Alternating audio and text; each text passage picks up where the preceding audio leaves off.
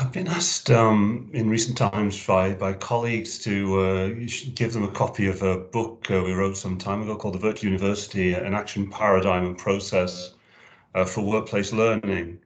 And it got me to read the book again and think about it and realize that actually I am still driven all these years later by its principles, practices, I guess, underlying philosophy. And I thought I'd just take a few moments to talk about kind of where it came from and why I believe it's still relevant. Um, we were at a time really in the 1990s of transition. So the book was published in 1998. It went on to sell out and be reprinted. Kind of such was the interest at that time in, I guess, the emerging virtual world and how it might be harnessed really to the betterment of people's lives, work in companies, organizations, etc. And it was a time really of great innovation, as this time is. And we kind of knew we arrived. I knew we'd arrived, and my brother-in-law was sitting in the dean's office at a university interview, and there was a copy of the book on the desk. And you think, well, wow, it's starting to reach places where maybe it could make a difference.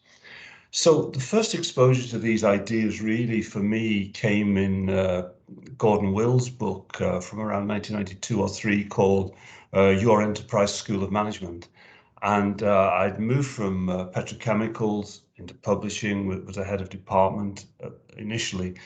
And really, this was the experiment which was carried out in our organization. So, in the flowchart I have on the slide there, which is central to the book, how can managers questioning the future be encouraged to take experiments, take action, make a difference?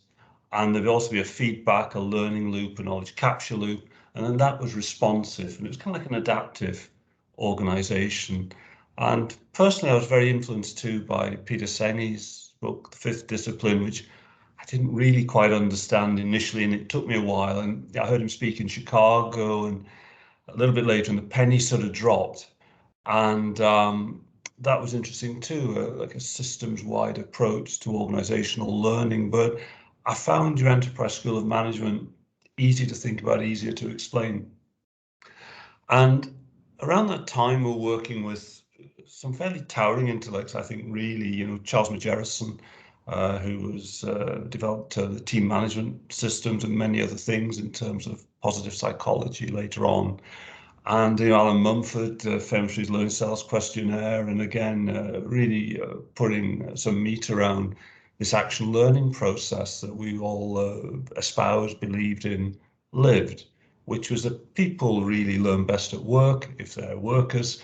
They can make a real difference to their organization. They can solve complex problems in small groups. And if they put equal attention to learning as they do to the problem solving, that becomes a virtuous kind of activity. Initially, in the mines with Reg Revans in the 50s, boosting productivity. So this was very much in our psyche. And for me, listening to Senge, Henry Mintzberg, I started to see it in a kind of wider context where I was in this lived experiment really from 93, 94 onwards. And that was the model really to take. We worked for a company called MCB University Press at the time, which became Emerald Publishing Group. And that was the model, the dynamic adaptive systems model that enabled the organization to move into the digital world, a digital future, which was not scary, but emerging and strange and uncertain, back in the early 90s. We collaborated with really the authors of the book with me, Richard Tier and David Davis, who for me were a kind of revelation, almost these young Turks really within academia, maybe railing against the system, sometimes being listened to by the system, but envisaging a different future for universities and organizations in academia, in this space of developing people, developing managers, developing leaders, harnessing knowledge. And they lived in a world of academic credit, academic politics, academic decision making, but building frameworks around things, looking at, again, the total system approach. And out of that came, what Richard Badgery, the University for Industry, which initially for the hospitality and tourism industry globally, with major clients like Marriott and others that became the focus of our next book, actually. But in 1997, I drew on their early model from a year earlier in an article I published called How to Build a Robust Corporate University. And if I'm being charitable, I'd synergized. I'd been a little bit of a magpie, pulling together ideas. And what fascinated us about the virtual world was how it could enable things. Our real fascination was with part 2 of the title, which is an action paradigm and process for workplace learning. That's really what drove us. And we saw the virtual world as a way to get resources to people and libraries and knowledge, working in that space, to create what we called forums at the time, communities of practice online, discussion areas, to have courseware for learning, hyperlinked to what was out there of various knowledge types, traditional, non-traditional, etc. Realizing that the knowledge world was kind of exploding in terms of publication, even in those early days of dial-ups and pipex and those sorts of things for internet access, and very difficult conditions in terms of speeds and so on.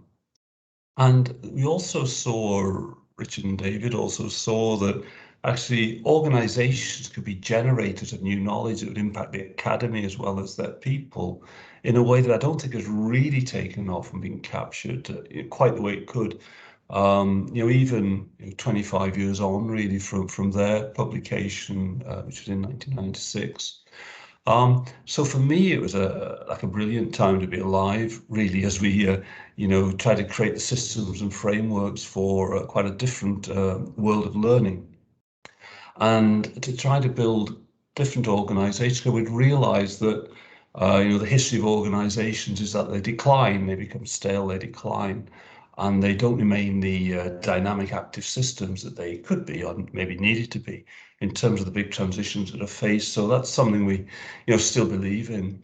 So kind of what's the relevance now, as I was rereading it, some of my work now has moved on. Some of it's organizational, some of it is looking more at, communities and, economic and social development. And, in my spare thinking time, thinking of, what more national, international, sort of ideas. One is, if organizations don't embrace this kind of framework, how will they adapt? That governmental organizations, NGOs, as well as corporations, unless they get serious about this. And my belief is the innovation we're seeing is only a fraction of the innovation we could be seeing, because I still don't believe we, people in leadership and policy positions, realize the full potential of human beings, particularly when you get them together around live issues, give them confidence, support, frameworks. They don't need all that much else in order to succeed. And learning is great. We need to keep doing it, but it's like learning for a purpose, that central sense of purpose. I think that people are looking for, in their lives, that they're making a difference. But also, if you're purpose driven, and you get groups together and people together, and you're purpose driven, that's where real breakthrough change tends to occur. So those are some of the questions I still have in my mind, and believe that some of these frameworks that were developed, at that time, are really important. And one thing that really struck me about the book was I kind of remembered it as we were writing about a future to come, but we weren't particularly really, we were really writing about things we'd done a couple of years previously that sort of remain relevant. So I suppose, without trying to sound modest, I'm really proud of that. And it's kind of down to Richard and David, much more than me. And my contribution, the contribution I tend to bring in were, at the practical end, really, because I'd come from business and industry, into this world. So those are my thoughts. It's still on there on on Amazon, .co.uk, .com, etc. I mean, if you're interested in it, I hope you'll pick it up and buy it. Drop me a line, say what you think of of some of the concepts, ideas, and experiences that we had, because it's something, as I say, that I think about ever more now in my daily work as we face even more rapid transitions and that move to digitalization that we faced, at that time. Thanks for listening, and I hope it was of interest.